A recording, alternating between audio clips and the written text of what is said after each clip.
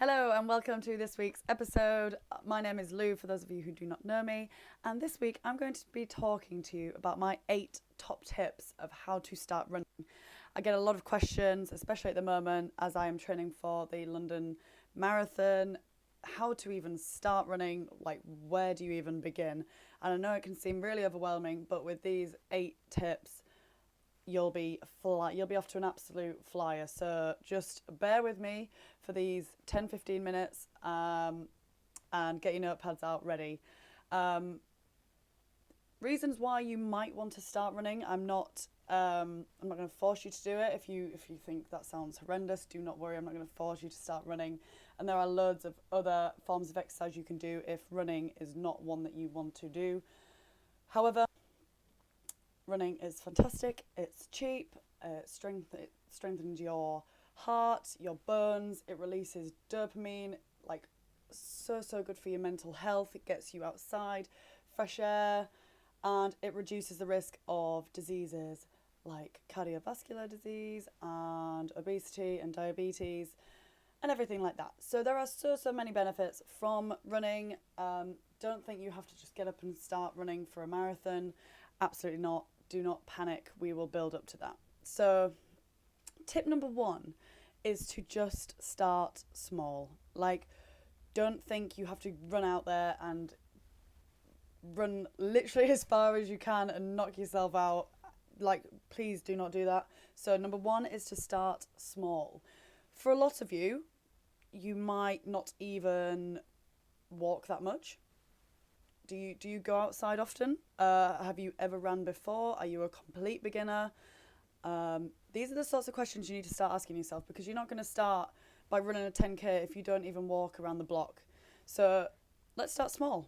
Walk for 20 minutes around the block, and then the following week build that up to 30 minutes until you get maybe up to like 40-50 minutes, and then think, right, okay, so maybe after 3 or 4 weeks of getting your steps up, focusing on getting that route around the block, maybe you want to increase it to at least an hour. Then you can start with your trainers, get your trainers on, and find about a 15 to 20 minute route and start running. Just start running, see what happens. I know that sounds brutal, but just see what happens. Just take it easy, breathe, start small, okay? And then build up to it. Each week you might want to add on 1 kilometre. Don't think, right, you need to run 10k next week, you need to run a marathon in a month's time. It might take you a whole year to build up to a half marathon, which is 21 kilometres. So if you think about it, if you started off with more like 3 or 4k, and then we're adding on 1 to 2 kilometres each week or every other week, depending on how you were feeling. So start by, I'd say, try and get out there twice a week, minimum. Well, once a week minimum, but yeah, start with twice a week.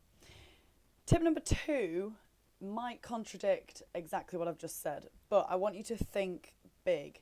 So what I mean by this is, when I set off for a run, if I'm only doing 5k, that 5k will seem to take ages. In my head I'm like, oh, it's 5k.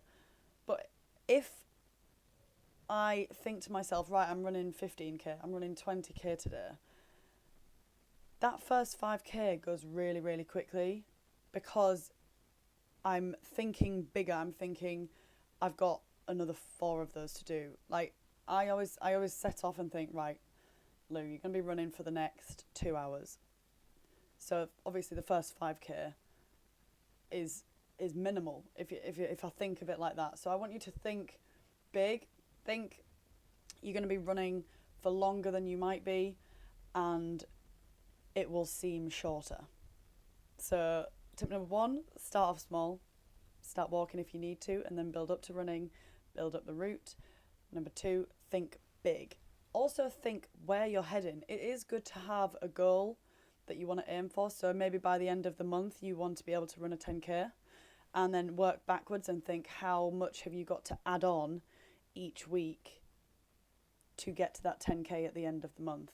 And that is also a great way of doing it, and thinking big. Think about the bigger picture.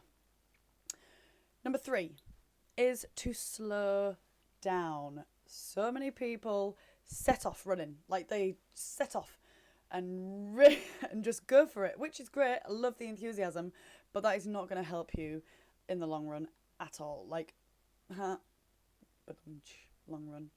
That was terrible. I'm so sorry. But really, really think about slowing down the pace. So when I go for my long runs, I often talk or ring someone or go with someone, because putting words together and actually speaking sentences will make sure that you are slowing down. So that sort of pace is perfect. You need to be able to string a sentence together and speak it. If you can't speak at all, you're going too quickly. Slow it down. Bring it back. Like, just reel it in a little bit more, and it'll actually make it more enjoyable as well, instead of feeling like you're really huffing and puffing. And one thing I've been researching a lot more at the moment is going slower helps you go faster in the future. And I need to do more research on this because it's so interesting, but it's all about building that aerobic capacity. So when that you do the longer runs and you want to be able to get to that pace, your body is used to it because you get in the miles in. So super duper important to just slow down. Please just reel it in. And if you need, it's not, like, I sometimes look a bit stupid, but talk and see if you're at the right pace. If you can string a whole sentence together, you think, right, must be running at about the right pace. So that's a good pointer to go off if you don't know if you're running too quickly or not. Yeah? Okay. Tip number 4. I would like you to distract yourself. This is a really good tip for those of you who haven't quite decided if you like running yet. So distract yourself. A lot of people like listening to music. I personally don't, because I find that my pace changes and I try and keep up with the beat of the music, and I'm not...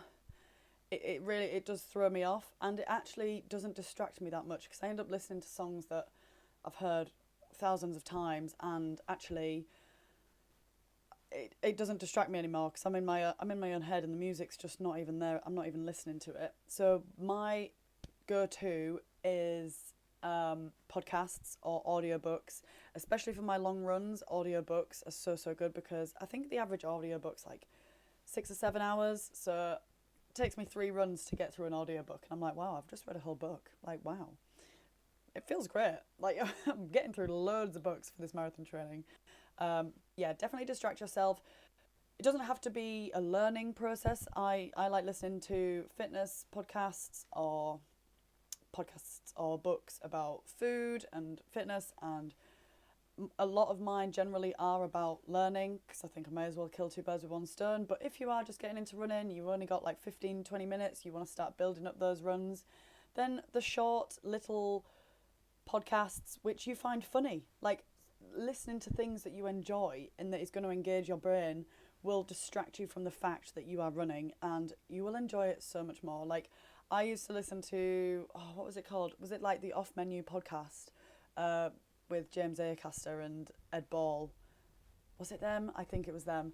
And yeah, it sounds ridiculous that I listen to podcasts about food, and they get different comedians on each week, and they spoke about food and what I think it was like their ultimate meal would be, or something along those lines, like if you could choose any meal. And yeah, it was good to think about food, because at the end of the run, it's like, oh yeah, what am I going to refuel my body with when I get in? And also, it was funny.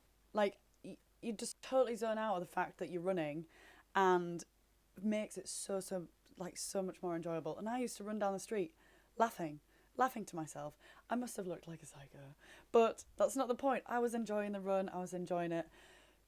Try and go on a nice route, so things you can look at. If you're a people watcher, go somewhere that's quite busy but not too busy that you weave in. That is the biggest nightmare of my runs in London, just weaving in and out of people. If I get the timing wrong, I'm in a bad mood after that, because starting, stopping and weaving, like, it's getting my agility skills are top tier now, top tier. But yeah, often distract yourself.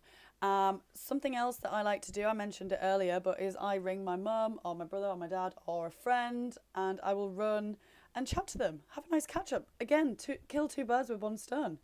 And that way you are checking that you are running at a slow enough pace because you have to string a sentence together. You're getting a catch up in and you're distracting yourself from the fact you are running. I think virtual runs like that, you get to run at your own pace. Like, one thing about running with someone else is that one of you will have to either speed up or slow down. Like, your paces are never going to be exact. So virtual running, I think it's definitely it's going to be a thing. Like, I need to make it a thing because it's life changing. Honestly, I think it's life changing. So often my mum will go for a run wherever she is. I'll go for a run and we'll just chat along, and it's great. It's great. You should really do that. So this links into tip number 5, which is buddy up. So I want you to find someone else who wants to start running or maybe already does run. As I said, you can run together if you live near each other. That will keep you accountable as well. If not, virtual runs are fantastic, and that will also keep you accountable. And if not, probably more so, because like sometimes I'll have to be like, right, okay, I'm going to have to set off at 8 because I've told mum I'm setting off at 8 and she's going to ring me at 8 and I need to be outside running at 8. So that will keep you accountable. And also, it is more enjoyable to do this journey with someone else. If you want to get a coach, I'm all here for you. I can help you out with that. Running is not my forte as such. I love running. I do it multiple times a week. I've run multiple marathons. I am technically qualified, but my main niche, I suppose, is more strength training and home strength training. But I do like to think of myself as a hybrid coach and a hybrid athlete. And yes, that might make me sound like some sort of car or machine. I don't know, but a hybrid athlete is someone who focuses equally on running and strength training, and you get so many benefits from it. You feel strong, you feel healthy, you feel fit, and combining those two things, honestly, game changer. Just a little side note, I do have a hybrid, a hybrid 12-week, I think it's 12-week plan, in the form of like an e-guide, which you can get via my website / Instagram, or just DM me and I will let you know where you can find that.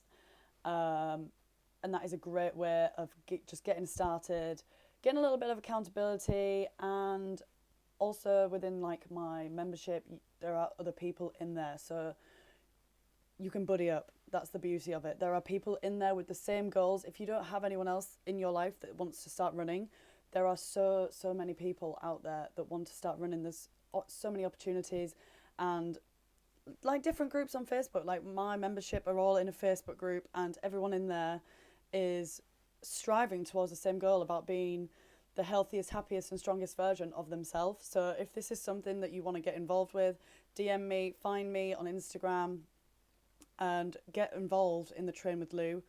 As I said, there is hybrid programs in there / on my Instagram page as like a separate ebook. So get involved, or just DM me if you want some more information on that. Like, you don't have to buy it straight away or anything like that. Do your research, guys. There's so many other coaches out there as well. I'm not saying you need to get me as a coach. There's so many good coaches out there. The coach that I've had for my marathon training is called Run with Nick. I would 100% recommend him as well. He's a fantastic coach. And there are so many coaches out there. So find one that's right for you and get going, get accountable. Super duper important. Find a buddy, maybe find a coach if you want one, and just go for it as well. Like, just get involved. I think one thing about having a buddy / a coach is a lot of people, it's really, really interesting, especially now that I've been a coach for quite a while. It's really interesting that people are happy to let themselves down, but letting someone else down is complete like no-go for them. It's really, really interesting to watch. So a lot of people, like a lot of my clients, bless them, or my members, are like, oh, Louise, if it wasn't like, they wouldn't do it for themselves, and they feel like they're doing it for me, and I'm like, no, you're doing that for you. Like, you are doing that to make you feel healthier and happier. Like, don't do it for me. Like, I do the workouts anyway, whether you guys do them or not. So don't feel like you need to do it for me. But saying that, if that is one reason, if that is what motivates you to do the workouts or go on that run, absolutely use it. To be fair, I do love that excuse. It's really, really interesting to watch. Okay, tip number 6. And this is quite an interesting one because it's all to do with your mindset. Your body is so much more capable and stronger than you think it is. I think it's something ridiculous. Like, we use 40%. Like, you know, when you're running and you hit the brick wall, you're only at 40%. You can keep going.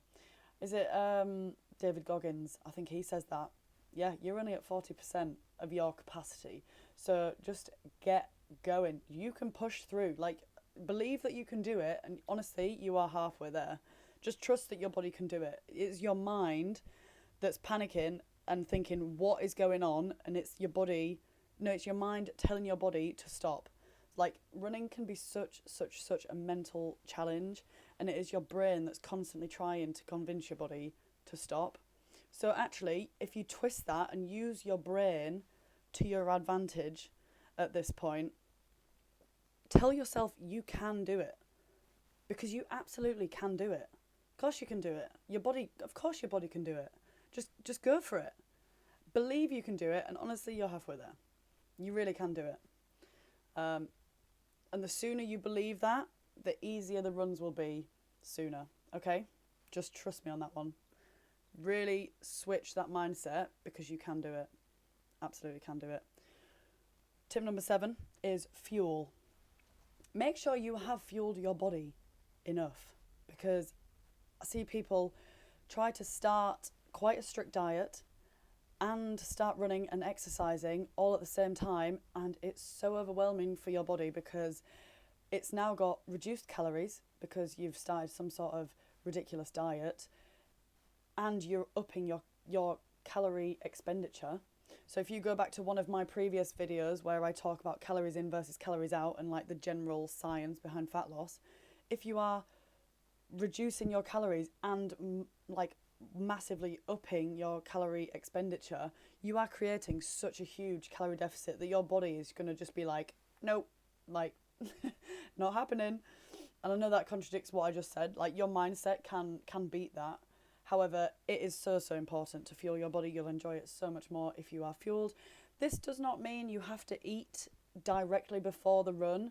Like, if you prefer running on an empty stomach, I prefer running. Like, if I was going out for more than a 20k, I would definitely eat something before, definitely fuel.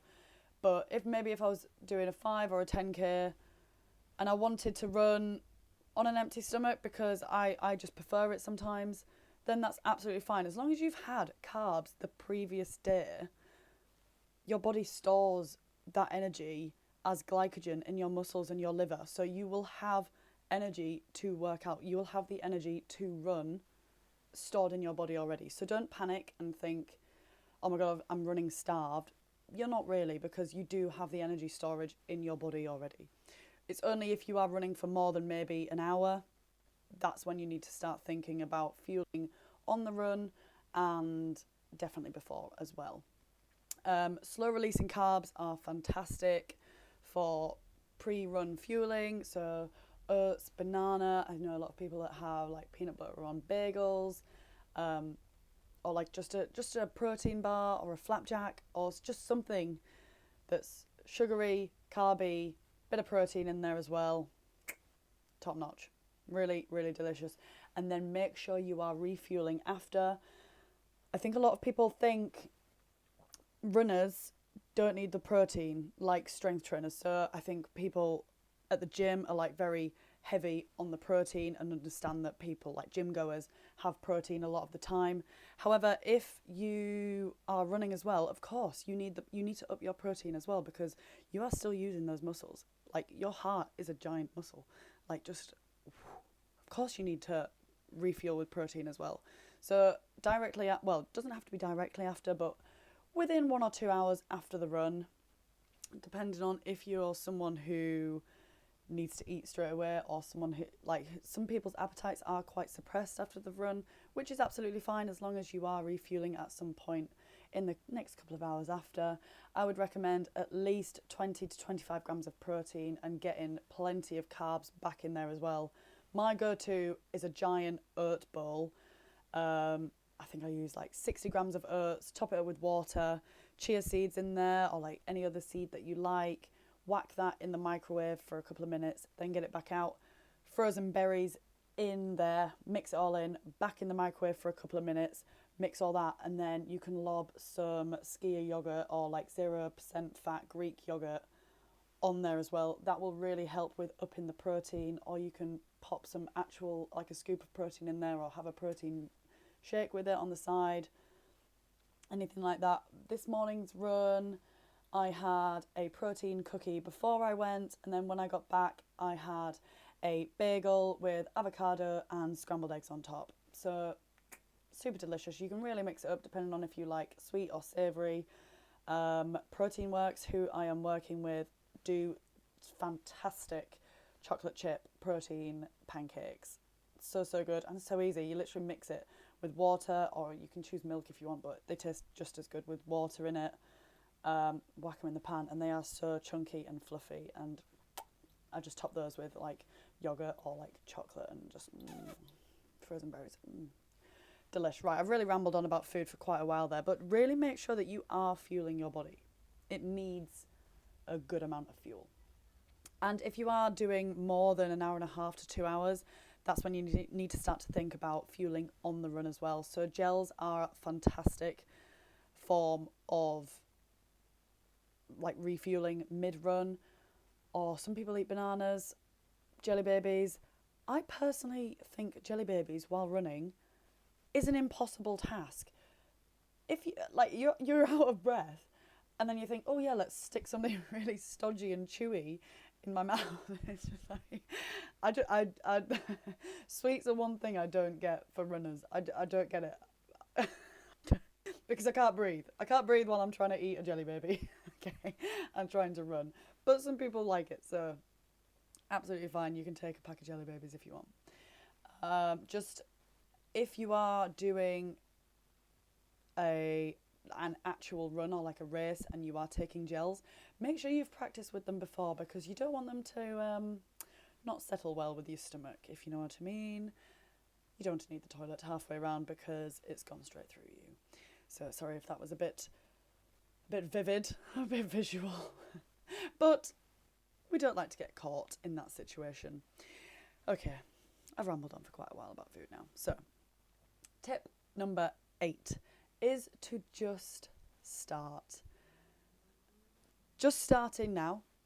Say you start now. In a year's time, you will be such a better runner than if you put it off for another 6 months. Or if you put it off for another year. And it's like, I'll start it in January. Or I'll start it in summer when the weather's better. No. Start now. Just start. The longer you put it off for, the longer it'll be before you start to enjoy running and become a better runner. So trust me on this one. Start running now. Get a decent pair of trainers. Get some good layers.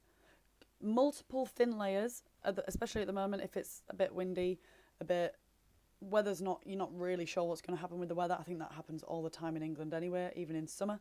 You're never really sure what's going to happen.